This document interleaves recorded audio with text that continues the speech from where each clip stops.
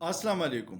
आज पेशावर के इलाके हयात आबाद में एक खुदकश कार धमाके की वजह से एफसी के कई एहलकार ज़ख्मी हो गए हैं। इससे पहले बलूचिस्तान के इलाके ज़ोब में आर्मी कैंप पे दहशतगर्दों का हमला हुआ था, जिसमें 10 से ज़्यादा फ़ौजी शहीद और बहुत सारे ज़ख्मी हो गए थे।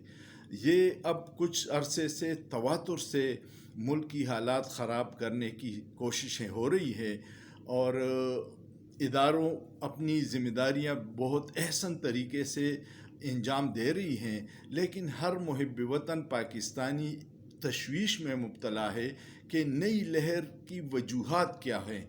खुदारा अपने काम पे तवज्जो दीजिएगा, हम आपसे मोहब्बत करते हैं। आपकी ज़िम्मेदारी मुल्क की दिफा और अवाम का तहफ़्फ़ुज़ है और एक मज़बूत फ़ौज और इदारे पाकिस्तान के लिए इंतहाई ज़रूरी हैं।